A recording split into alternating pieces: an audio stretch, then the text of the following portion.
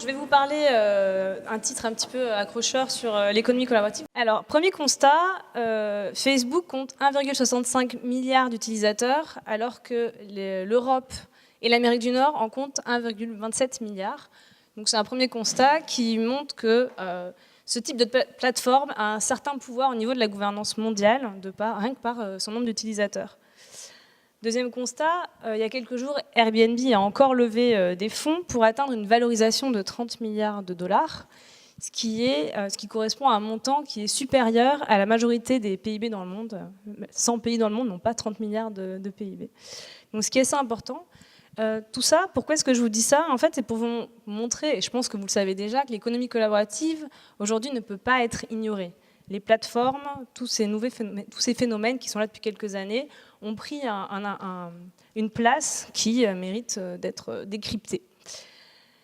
Elle est aujourd'hui présente dans tous les secteurs, donc je vous passe un petit peu le détail, mais l'éducation, le bien-être, la santé, les espaces, les services municipaux, on la retrouve vraiment à tous les niveaux. Et pour les auteurs d'un livre qui est sorti au printemps, qui s'appelle Platform Revolution, il y a 4 phénomènes qui font que ces plateformes en fait, vont pouvoir entrer dans un marché. Alors j'ai mis volontairement le buzzword disrupter, parce que c'est un peu le terme qui est utilisé, mais en gros, des plateformes qui vont venir bouleverser l'ordre établi. Et les critères en fait, sont un flux d'informations qui est très intensif, des intermédiaires humains, c'est-à-dire qui ne sont pas des intermédiaires digitaux qui du coup ne passent pas à l'échelle, un secteur qui est très fragmenté, et enfin une information qui est très asymétrique. Et pour ces auteurs, les prochains secteurs qui vont être bouleversés, ça sera l'éducation, la santé, l'énergie, la finance, la logistique et le transport, le travail et le service professionnel. Donc pour ceux-là, certains, on le sait, il y a déjà des plateformes qui sont en place. Pour d'autres, ça va venir. Et enfin, eux, ultimement, parlent de government as platform. Et là, c'est carrément la plateformisation des gouvernements. Donc on verra ce qui se passe à ce niveau-là. Mais tout ça, ça pose des questions. Que sont ces plateformes? Alors pour certains, ces plateformes, en fait, sont des plateformes capitalistes qui s'appuient sur le mouvement économique actuel, qui vise en fait à être un peu tous pour un. C'est-à-dire l'idée de ces plateformes, c'est de s'appuyer sur des métiers qui sont non délocalisables et de capturer la valeur produite par des personnes au bénéfice de quelques-uns. C'est un petit peu la base. De la même manière, ces plateformes capitalistes n'ont pas d'infrastructure. En fait, elles utilisent vos infrastructures. Elles vont capturer la valeur produite par vos appartements, par vos voitures, par votre travail et surtout par votre temps. Et tout ça, encore une fois, au profit de quelques-uns. C'est le fonctionnement de toutes ces plateformes dont on entend parler très régulièrement. Il y a des universitaires, donc de l'université de Nice et Montpellier, qui ont sorti il y a quelques jours une étude. Ces personnes ont tenté en fait, de décrypter les différents échelons de cette nouvelle économie, qui va de l'économie du don à l'hypermarchandisation. Pour ça, elles se sont appuyées sur une petite histoire en fait, qui pourrait nous arriver à tous. C'est 2 mères de famille qui amènent leurs enfants à l'école. Une mère de famille n'a pas de voiture. Du coup, elle va faire appel à l'autre pour amener les 2 enfants. Donc là, on est vraiment dans l'économie du don, c'est-à-dire je rends un coup de main à ma voisine et je prends son enfant, je l'amène à l'école et on est dans la générosité. Un deuxième niveau, la voisine qui n'a pas de voiture, elle se dit bon, je vais quand même faire quelque chose, alors elle lui rend des services en contrepartie. Autre troisième niveau, là elle commence à prendre en charge au moins les frais de péage, d'essence. Puis progressivement, on rentre dans l'économie collaborative largement monétarisée, où elle va prendre en charge l'amortissement de la voiture. Il y a un échange monétaire qui se produit. Mais il n'y a toujours pas de valorisation du travail. C'est plus on s'échange des services. Ensuite, les auteurs estiment qu'on rentre dans l'économie marchande. C'est-à-dire que là, on va faire appel à un voisin qui est retraité ou qui est demandeur d'emploi, qui a du temps, et du coup, qui va aller amener les enfants à l'école. Et là, on va le compenser pour son travail, donc on va le rémunérer. Donc ça, c'est l'économie marchande grise. Puis on passe à la standard quand d'autres voisins décident de faire appel à cette personne. Pour enfin arriver à l'hypermarchandisation, où là, il y a une application qui arrive dans le voisinage, et n'importe qui peut proposer d'emmener les enfants à l'école. Donc voilà, ils distinguent tous ces différents échelons, Et quelque part, donc c'est leurs appellations, hein, du don à l'économie collaborative, à l'économie marchande, mais ça montre un petit peu des réflexes qu'on pourrait avoir et quelle est la multiplicité de toutes ces formes. La question que je me pose par rapport à ça, surtout pour ce voisin qui va amener les enfants à l'école, mais quelle est sa couverture sociale, même s'il dégage quelques revenus, il est payé par ses voisins ou il est payé pour une application, mais quelles sont ses possibilités d'évolution professionnelle, sa formation, s'il n'est pas encore à la retraite, est-ce qu'il cotise? Et aussi, est-ce qu'il participe aux bénéfices? Est-ce qu'il participe à la stratégie? Ça, c'est une grande question. En tout cas, ce qui est sûr, c'est que ces plateformes-là, en tout cas, ne contribuent pas à l'épanouissement personnel, professionnel de leurs utilisateurs. Face à ce constat, il y a un phénomène qui émerge depuis quelques années et qui a surtout été cristallisé autour d'un événement, une conférence qui a eu lieu à New York en novembre dernier, qui s'appelle Platform Cooperativism, donc plateforme coopérative en français.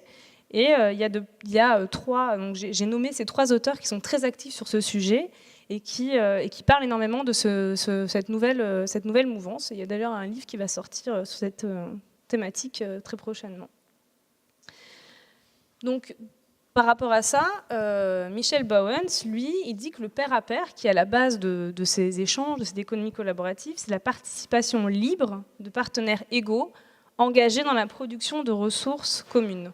Donc c'est une autre façon de voir le pair à pair. Mais je vais vous illustrer ça avec quelques exemples. Le premier, c'est Fairmondo. C'est un équivalence à eBay, sauf que sur cette plateforme, en fait, on va trouver plutôt des produits éthiques. Et c'est une plateforme donc, qui est allemande, qui a la particularité en fait, d'être une coopérative. C'est-à-dire que cette plateforme, aujourd'hui, elle est détenue par ses utilisateurs, que ce soit les acheteurs, les vendeurs, les salariés ou les utilisateurs, ou les investisseurs. Aujourd'hui, cette plateforme, donc, la question c'était au niveau de la rentabilité.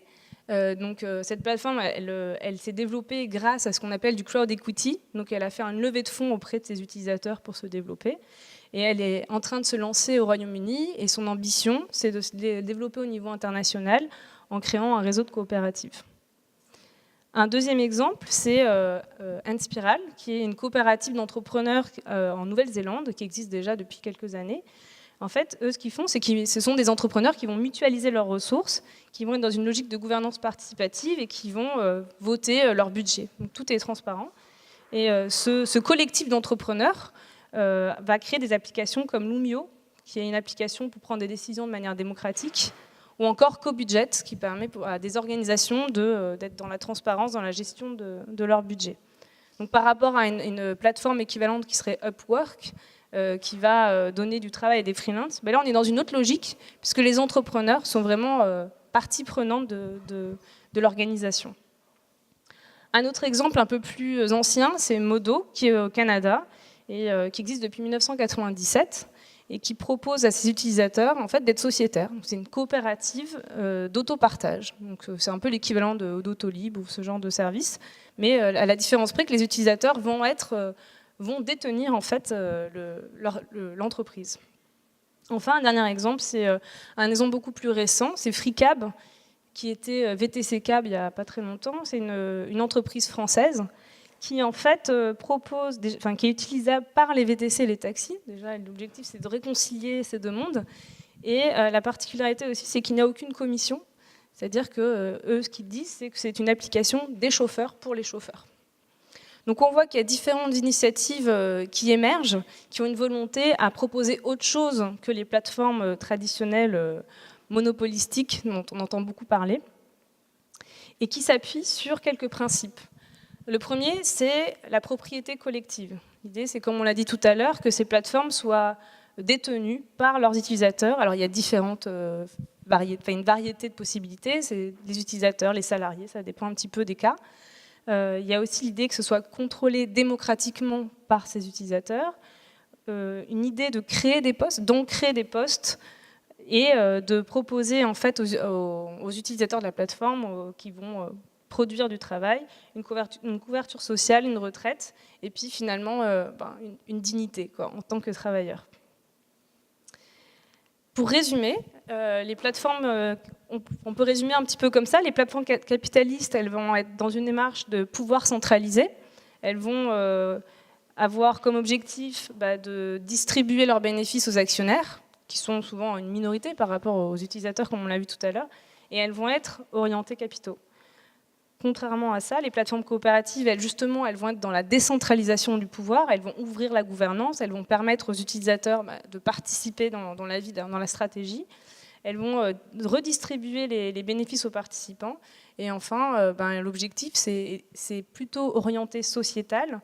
Et elles vont être dans une démarche davantage de moyen terme ou de long terme, plutôt que de court-termisme. On voit la stratégie des plutôt plateformes capitalistes, ça va être de travailler, de fonctionner à perte pendant quelques années, de lever énormément de fonds pour pouvoir acquérir des parts de marché, acquérir des utilisateurs, faire baisser les prix, faire couler les concurrents potentiels, prendre toute la place, et ensuite être dans une situation de monopole pour pouvoir s'installer durablement et être le service que tout le monde utilise. A contrario, une plateforme coopérative va être davantage dans la durée, donc la rentabilité n'est pas le premier objectif, mais en tout cas, c'est un objectif qui fait partie du fonctionnement de toute entreprise. Et donc par rapport à ces plateformes, l'idée, ce qui me marque, c'est qu'elles sont collaboratives dans leur fonctionnement et pas uniquement dans leur offre. Donc ça remet aussi en question cette idée d'économie collaborative. Finalement, qu'est-ce que ça veut dire quand on voit les différences d'interprétation? Comme je disais juste avant, il y a un objectif de rentabilité, comme toute entreprise, même si ça peut prendre plus de temps, c'est une autre stratégie qui va se mettre en place dans la durée, avec, on le verra tout à l'heure, une rentabilité qui peut s'appuyer aussi sur d'autres types de monnaies, des monnaies virtuelles, des monnaies locales, des monnaies complémentaires. La rentabilité peut aussi revêtir de différentes réalités. Et enfin, en tant que coopérative, elles s'inscrivent aussi sur un territoire, elles s'inscrivent aussi dans le fait de distribuer des bénéfices, mais aussi sociaux et environnementaux.